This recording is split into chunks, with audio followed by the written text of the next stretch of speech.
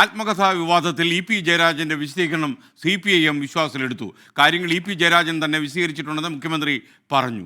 വിവാദം പാർട്ടി അന്വേഷിക്കേണ്ട കാര്യമില്ലെന്നും ഇ.പി. ജയരാജനോട് വിശദീകരണം ചോദിക്കില്ലെന്നും CPIM സംസ്ഥാന സെക്രട്ടറി M.V. ഗോവിന്ദനും ഇന്ന് വ്യക്തമാക്കി. വിവാദത്തിൽ ഇ.പി. ജയരാജന്റെ പരാതിയിൽ പോലീസ് പ്രാഥമിക അന്വേഷണം ആരംഭിച്ചു.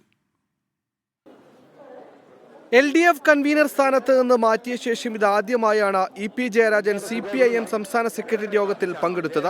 ആത്മകഥാഭാഗങ്ങൾ എന്ന പേരിൽ പുറത്തുവന്നത് തന്റേതല്ലെന്നാണ് ഇ.പി. ജയരാജന്റെ വിശദീകരണം. തന്നെ തകർക്കാൻ ശ്രമം നടക്കുന്നതായും ജയരാജൻ സെക്രട്ടേറിയറ്റിൽ വിശദീകരിച്ചു.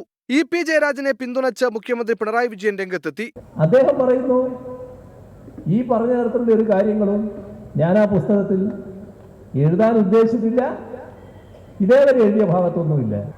ഉപതെരഞ്ഞെടുപ്പ് നടക്കുന്നു. ആ ദിവസം നോക്കി സൂക്ഷ്മമായി ഈ വാർത്ത മെനഞ്ഞെടുക്കുന്നു.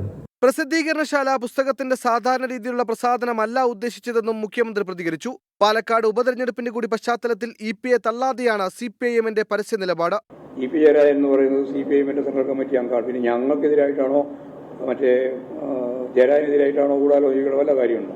പാട്ട് ശരിയായി തന്നെ മനസ്സിലാക്കിയിട്ടുണ്ട്. ഇല്ലാത്ത കാര്യം പ്രചരിപ്പിച്ചു തന്നെ മനസ്സിലാക്കാനായിട്ട്. ആത്മകഥാ വിവാദം പാർട്ടിയെ പ്രതിരോധത്തിലാക്കിയോ എന്ന ചോദ്യത്തിന് M.V. ഗോവിന്ദന്റെ മറുപടി ഇങ്ങനെ: പാർട്ടി എങ്ങനെയും ബാധിച്ചിട്ടില്ല. കാരണം ജയരാജൻ തന്നെ പറഞ്ഞു, ഞാൻ എഴുതുകയോ ഞാൻ പറയുകയോ ചെയ്യാത്ത കാര്യം എന്റെ പേരിൽ കള്ളപ്രചാരവേല നടത്തിയിട്ടുള്ളതാണ്.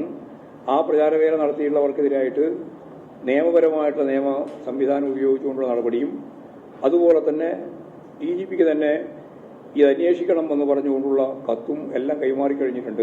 സംസ്ഥാന സെക്രട്ടേറിയറ്റ് പൂർത്തിയാകും മുമ്പേ ഇ.പി. ജയരാജൻ മടങ്ങി. ഇതിനിടെ ഇ.പി. ജയരാജന്റെ പരാതിയിൽ പോലീസ് പ്രാഥമിക അന്വേഷണം തുടങ്ങി. ആവശ്യമെങ്കിൽ ഇ.പി. ജയരാജനിൽ നിന്നും മൊഴിയെടുക്കും. 24 തിരുവനന്തപുരം.